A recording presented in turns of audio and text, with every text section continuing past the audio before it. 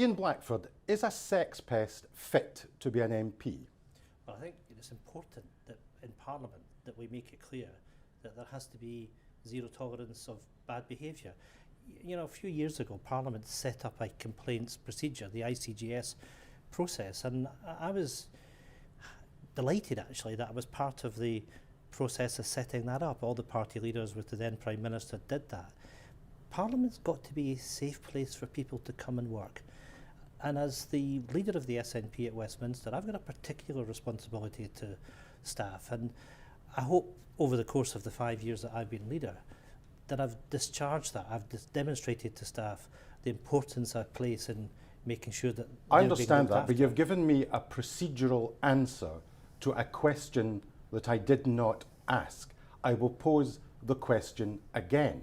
Is it permissible for a sex pest to be a Member of Parliament? But what's important, Bernard, is that there is due process that takes place. There is a due independent process. And it has taken place, and there's been a 2-day suspension. And it's found, well, let me run... No, let's not go back over the procedure. I'm not going over the procedure. Answer my question. I'm answering the question. Is it permissible for a sex pest to be an MP? Yes or no? Well, the simple fact of the matter is, under the process, Patrick Grady was found guilty of inappropriate behaviour, and he was suspended from Parliament for 2 days. That was a decision that Parliament took. I uphold the decisions of that parliamentary process. I'm not asking you about the parliamentary process. I'm asking you, as the leader of the SNP, is it permissible for a sex pest to be a Member of Parliament? Yes or no? Patrick Grady was found guilty and has led to a suspension of him from Parliament for 2 days. So the answer to my question is that yes, it is permissible. No, what I'm saying is, but there has to be due process in all of this. There has been due process. And Patrick Grady was found guilty under that process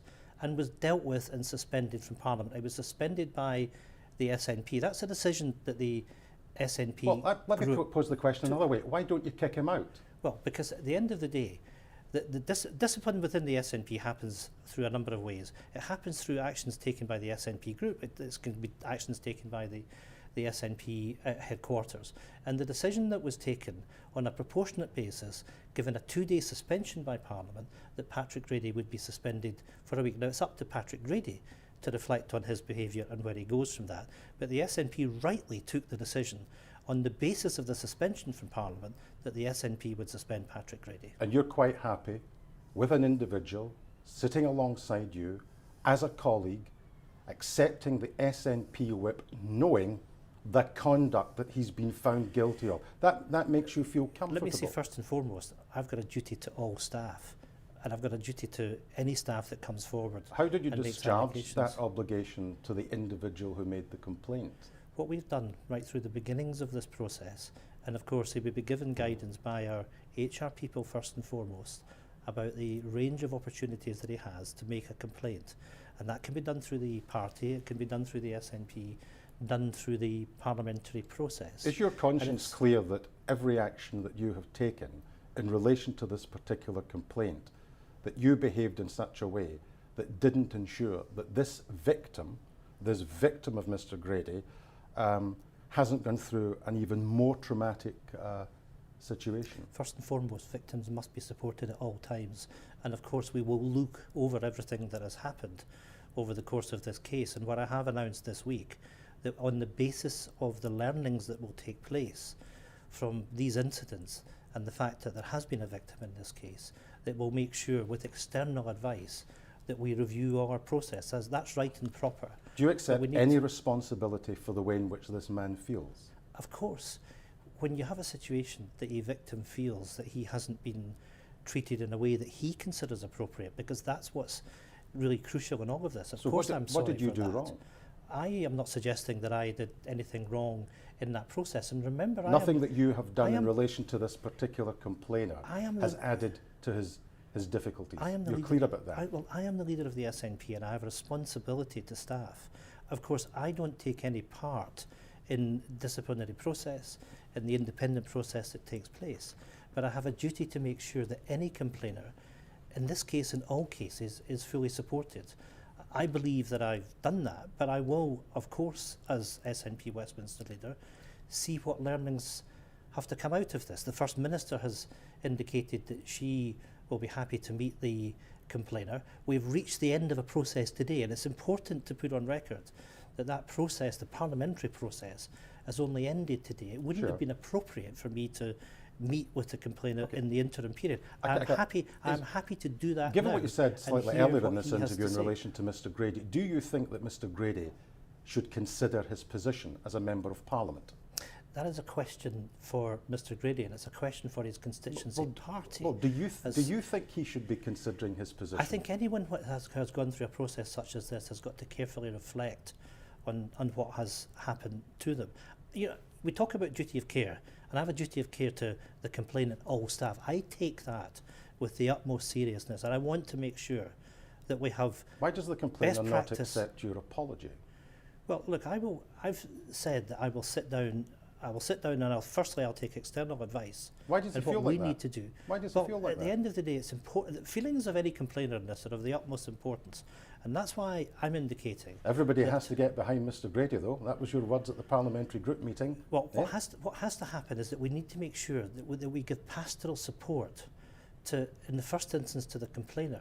But I have a duty of care to everybody through this process. Who's more important in this process, the complainer or Mr Grady? Oh, it has to be absolutely the case that the complainer is of primary importance. So why did you tell the parliamentary process. group that you had to get behind Mr Grady? Well, of course, I was responding to a question that was put to me about the procedures that the party had put in place. And what was an internal party meeting?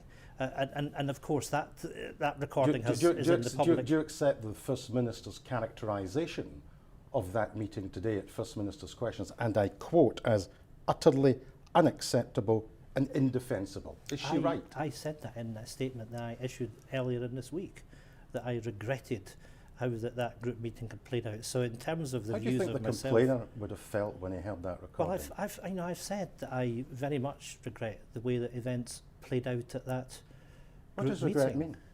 Well, there's a statement I put out earlier in the week. Do you accept personal responsibility that your conduct in this matter could actually have increased the pressure on this man?